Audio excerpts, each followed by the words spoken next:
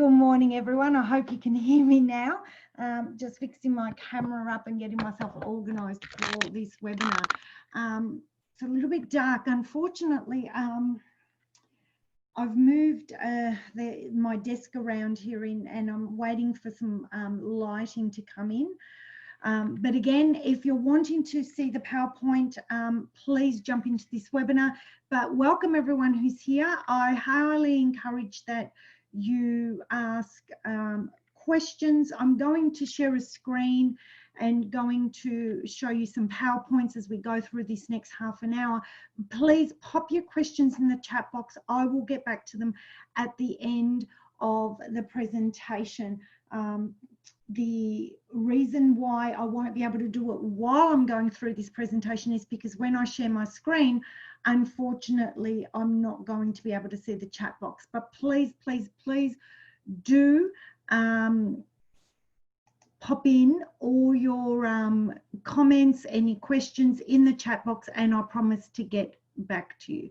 So let's start. Again, thank you so much for joining. I do present these webinars every single Monday. They're just little tidbits of things that, little hints and tips that I've used to be able to get my business to where it is today, and so that you know a little bit about how I work and how I help my clients. So how do you sell without selling? So selling has definitely been a sore point for me. I'm going to try and move this. I'm thinking if I move this camera over here, we'll look at that. That looks much better. So I'm going to move the camera over here and actually talk into the camera. That might be better. It's a little bit lighter. So I'm not going to watch my screen. I'm going to actually watch the camera.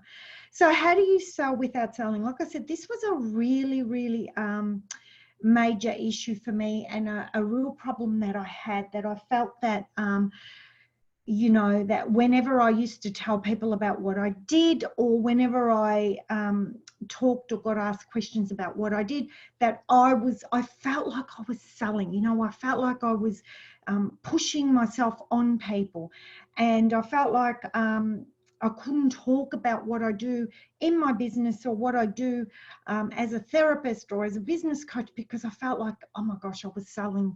I'm trying to sell. People are going to think I'm selling to them. But it didn't take long until I realized that it actually had nothing to do with that. It actually had nothing to do with my perception of what I was doing. So let's have a look at what I mean by all that. So sales. So for those who are on the call and registered into the webinar, have a look at this PowerPoint and ask yourself, what does the word sales brings up for you? And this is where it all starts. It all starts with your mindset. And it all starts with what kind of mindset are you bringing into a strategy or an initial call with the client? Are you bringing into that call the mindset of, oh my God, I have to sell, I'm going to sell, oh, this person, what's this person going to think about me? Because we conjure up, or we have this idea that sales, and as you can see the great photo of the sleazy used car salesman, we have been brought up to a degree to believe that sales are bad, or sales are wrong, or sales are not what's the word, sales are sleazy, or when you sell something to someone that you're trying to push them over. And you know what? There are people that do that. There are people that do that even these days, I must admit. And what happens is you begin to look at you need to begin to look at your own mindset and what you're thinking about and how you're feeling and what limiting beliefs are coming up for you around sales, because this is the first place you need to start. Not all salespeople are sleazy. Not all salespeople are out to, you know, take advantage of you. And this is where you need to come from. You need to come from a place of, from your heart, and what is it that you're authentically doing or selling. So when I actually changed my mindset from selling to service, and started to think, how can I be of service? Service to my clients, rather than what can I sell them, but how can I help them? Everything changed. I found that I was a lot calmer. I was in a better position to be able to look at and see how I can help someone, instead of sitting there and worrying or thinking about what are they thinking about me, or oh my God, now I've got to try and sell to them. That all dissipated away, because I was coming from an authentic and genuine place of, what can I do to help this person? This person has reached out for me. They need something from me. How can I help them? So this is the very first thing that you need to do, is you need to have a look at what's going on for you in your mindset, your ideas around sales. Are they real? Where are you coming from? What limiting beliefs do you have around sales? And, you know, really work on them deeply and have a look at where you're coming from. So like I said, the minute I stopped selling and I didn't worry about whether I was going to get a sale or I wasn't going to get a sale, I genuinely went into a conversation with a person and I genuinely cared for them. And I'm not saying that you don't genuinely care for them. This is where I was actually changing my mindset too. And it was being authentic, and it was getting to know the potential client and really getting to know who they are, and coming from a place of, how can I help this person get from where they are to where they want to be? Now, in saying that, guys, I sometimes have had clients that I can't help. It's either not in my expertise, or it's beyond my expertise, or it's not something that I can work on. I have some clients that, you know, I have my own limitations of who I want to work with and who I don't. And so I genuinely pass them on to someone who I know works in that field and can help them. So the first step here into authentic selling is to genuinely care about the person. And it's not about you selling. It's more about, how can I help this person? How can I be of service? It's not about, what do I need to sell to them? So I know I've got some questions coming up in the webinar, guys. I promise I'll get to it in a moment, but I would like to go through the whole PowerPoint first and then get back to some of those questions. Okay. So what else do you need to do? You need to listen and ask questions. Don't talk. It's not about us. And this is something that tends to happen if we are really worried and we get to a point of nervousness, I guess the word is, about selling to someone. We tend to talk too much. I look, you might not be like me, but that was something that I did. I would overshare things, because I was so edgy and nervous, and I needed to prove myself, and I needed to let this person know about all my qualifications, and I needed to show them that I know what I'm doing. But I learned very quickly that you just listen and ask questions. You listen to the person, you listen to their pain point, you listen to what they want, you listen to their needs, and you don't talk about yourself. You might occasionally want to just throw in an example of another client or something like that that you've worked on that is relatable to that particular client you're working with, but you don't want to talk too much. You want to be listening. You want to be understanding who they are. And it's really important here that you allow this person to empty out. Usually when someone calls you for a strategy call or anything like that, or an initial call, they've never spoken to someone or been able to be listened to. So listen to that person. And when you listen to that person, you will be able to hear gold. You will hear what this person really is going through and what this person wants. And it is our job to be of service and fill the gap. Okay, so don't talk too much, listen and ask questions. And what kind of questions? I like what we call open questions, and that means a question where the client needs to answer you with a sentence, not a closed question, not a yes or no, because when you ask a more open question, the client tends to tell you more gold. So what do I mean by that? So let's say I'm talking about a therapy client, and instead of saying, does that make you feel bad? I would say, so how does that make you feel? So they can't answer with a yes or no, that they actually answer you with another sentence, because here you're going to pick up more and more gold about that client. Okay. The next step is to understand what they need. This is imperative. There is, as a coach, or even if you're selling someone a product, this is not just service-based. You need to understand what does the person need. And the step previously, by listening and asking questions, you will be able to figure out what the client needs. Of course, if you can't work out the need, then you need to keep asking questions until you understand what that client needs. And at that point is when you ask yourself, can I help that person, or can I not? So just a second, guys. I'm just going to have a quick look at the chats. Okay. Oh, I'm going back. This PowerPoint's just not wanting to work for me today. So what you need to do here is you need to understand first and foremost what they need. What do they need? Now, the client usually doesn't understand what they need.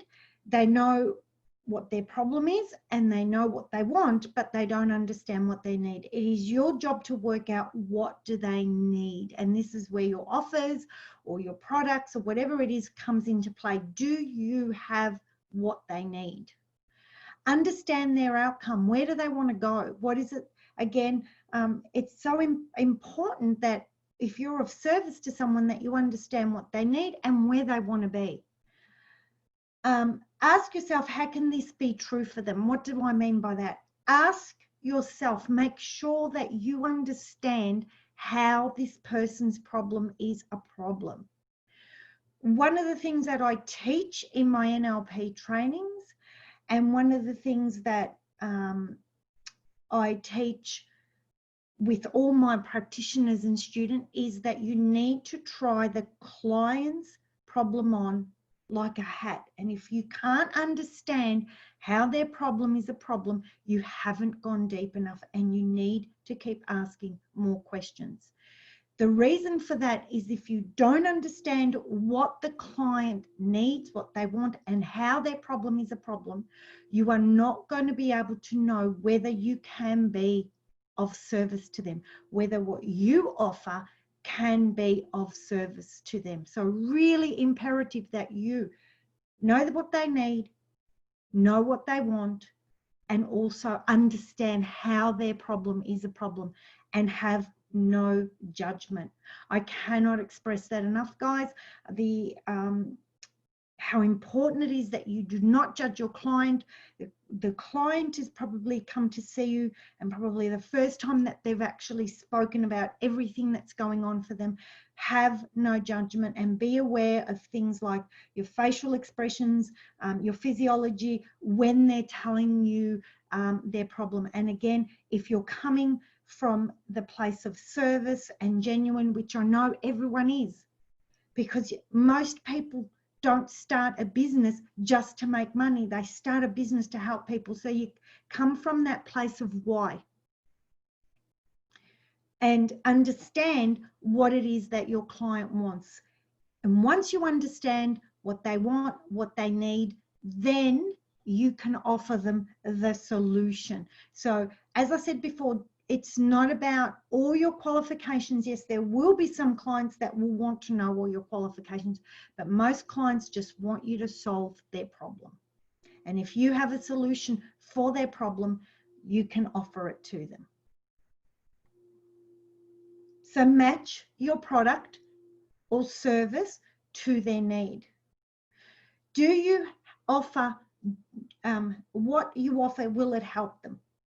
Do you offer a service or a product that can help them? If yes, at this point, you offer them this service but you don't sell it to them. You say to them, this is what I believe will work for you. Or this is what I know will work for you. This is what I can offer you that will solve that problem. Now, have some alternatives, guys. Not everyone, especially if you sell very high level products, not everyone is going to be able to buy into your high level products. So make sure that you offer some alternative products that people can buy in as well. Okay, so I offer 3 programs. I have 3 programs. Sometimes I actually don't give clients the opportunity to choose. Sometimes I just say, you know, this is a very big problem and we must go for the high offer, you know, the longer breakthrough session. But sometimes I have someone who has, you know, a problem that's not so high level, and I can offer them something smaller, but always with the choice of if they want to upgrade to the big offer, they do. And usually I have 3 offers for people, just to give them an alternative. And also one of the offers that I do have for people that I started to develop middle of last year is workshops and now online coaching for people that cannot afford, or they believe they cannot afford, because I believe anything can happen if you want it. But let's say they're a little bit strapped for cash and they cannot afford to work one-on-one with me, then I offer them a coaching program as well. So there's lots of alternatives that you can help people with. So you need to have a think about your alternatives.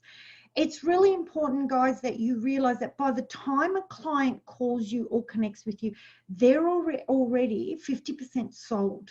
So if they don't work with you, they will work with someone else. So wouldn't it be nice if you come from the point of, I know how I can help this client. I know that I'm going to put my 110% into helping this client. And how great would it be for that client to work with you? And that's where I come from.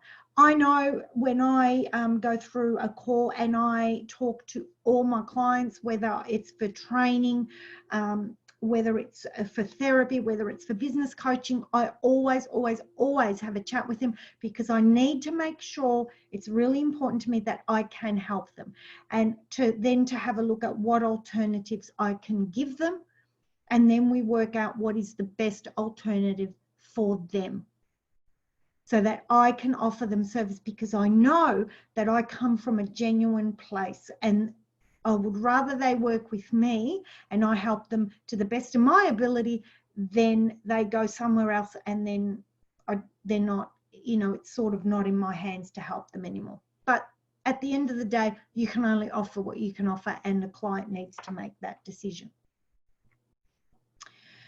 So if you have a client who isn't sure still, they're umming and ahhing, you know you've got the service or the product that you can help them, and they're umming and ahhing, these are some tips that you can use to help them see the benefit of what you do. Go through how their life will change. Go through the benefits of what you offer. Go through what you can do for them, how you're going to be able to help them, how their life will change, not in the moment while they're working with you, but also further on. For instance, if you have a stop smoking client and they complain about your stop smoking fee, remind them of how much money they're actually going to save in 12 months if they stop smoking with you over the next 3 sessions, 5 sessions, whatever your offer is to you. So look beyond your sessions. Something like stop smoking is very tangible. Some other things might not be as tangible, but hopefully you have gotten so much from the client and have listened to what they've wanted, and show them how their life will change beyond working with you. Also discuss with them or show them what will happen if they buy from you and what won't happen if they buy from you. So what will happen to them if they buy and go on your program, and what will stop happening in their life if they buy from you and go on your program. The next one is what will happen if they don't buy from you and what won't happen if they don't buy from you. So again, this comes into you listening to what the client wants. And then you can use some of your past client experiences, if they're the same, just to let your clients know that you have experience in that field, and just to give them a little bit more confidence while you're speaking with them, that you have done this before, that you've got other clients and you actually know how to do this. Now, I once heard a coach say that you can fake that. I don't believe in that, guys. I am an energy healer, and I do believe in energy, and I do believe that your client will feel your energy. And so I come from a very authentic place. So if I've never worked with someone with a problem, I will actually tell them, I've not done this, but this is how I think we can help you, and move forward from that. So I hope those hints and tips have helped. But if you come, I truly believe, guys, that if you come from an authentic place of, and I'm going to stop the share up here and go back to chats. If you come from an authentic place of, you know, of service for your client, if you come from that authentic place of wanting to really help your client, and you know that you can, I find that it's not about selling. And unfortunately, what happens if you go into a client strategy call and you're worried about selling, because the unconscious mind rules 95% of your behavior, what will happen is you will actually miss things that you're being told, or you will behave in a way, or filter what's coming through in a way that's not conducive for you to actually make the sale. Okay, so and then of course, once you've shown the client the benefit, it is at that stage that you would tell them what the price is.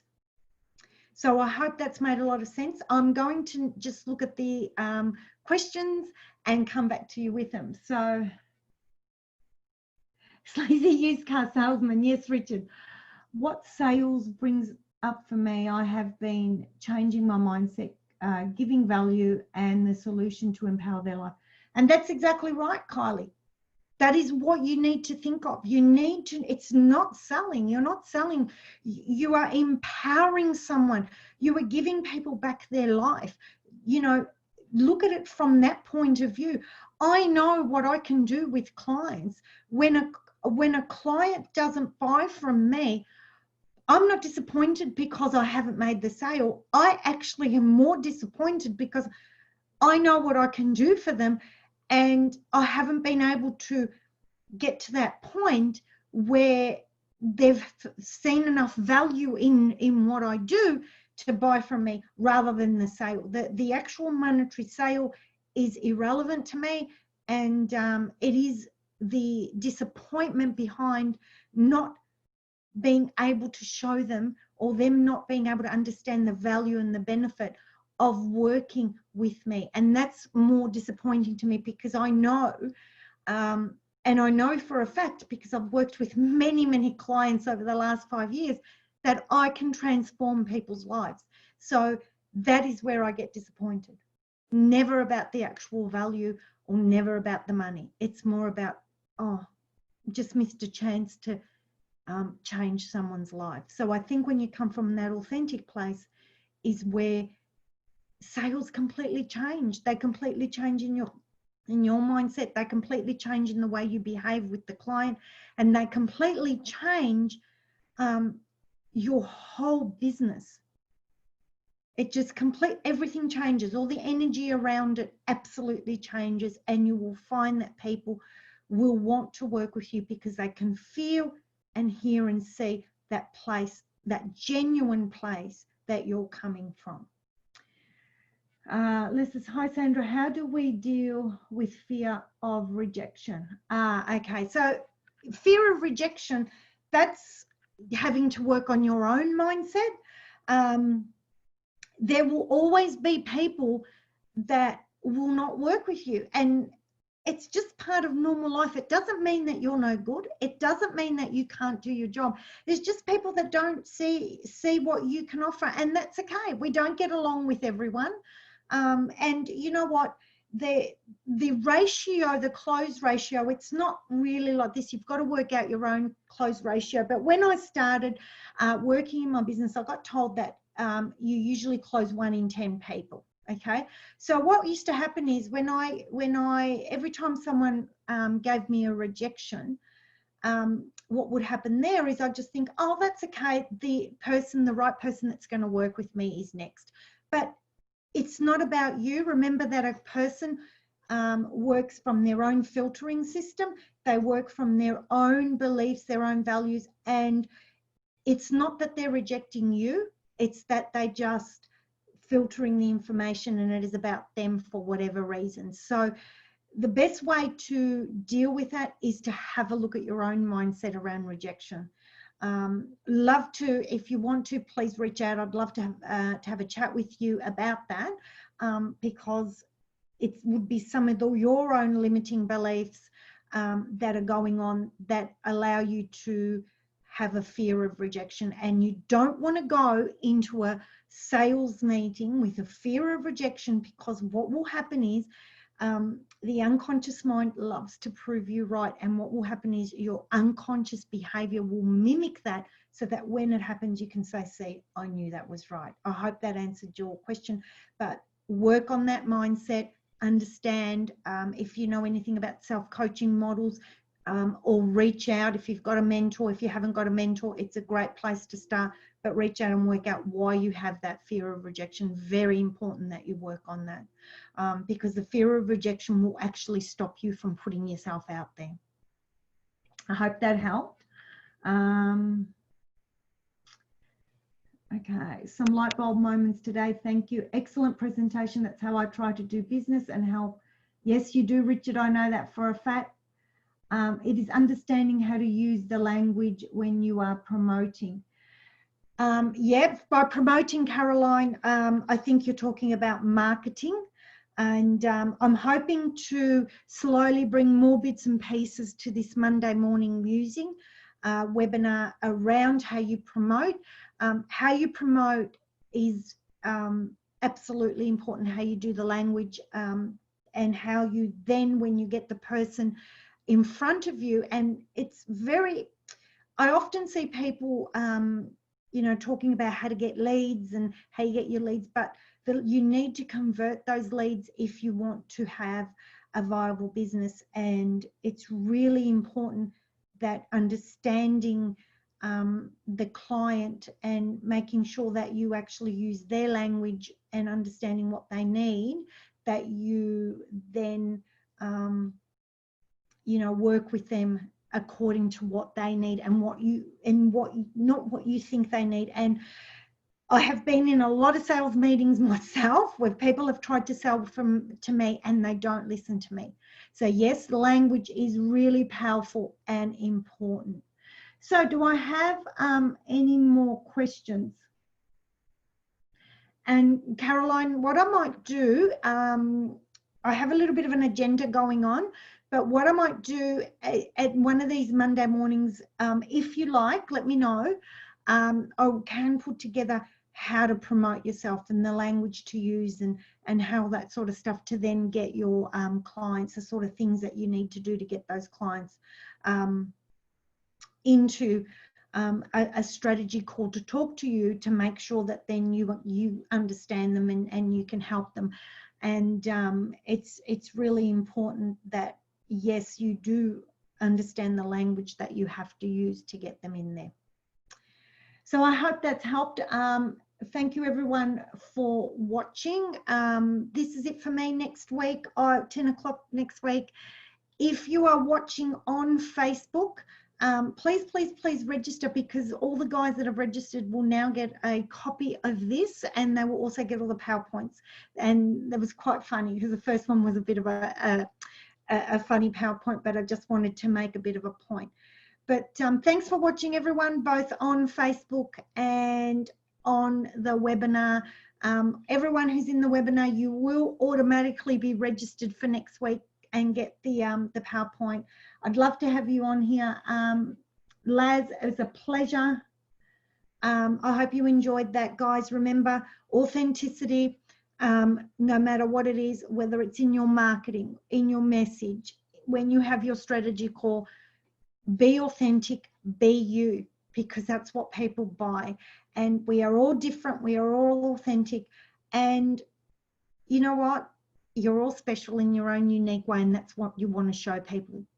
You don't want to be doing strategies, and you don't want to be doing things that other people do that are common. You want to be being you. And I know quite a few people that are on and have asked some questions, and they are all beautifully and uniquely themselves. So remember that in everything that you do. Thanks, guys. That's it for me now. I'm actually jumping on a meetup now, but I hope to see you all at 10 o'clock next week. Bye for now. Bye, guys. Thank you so much.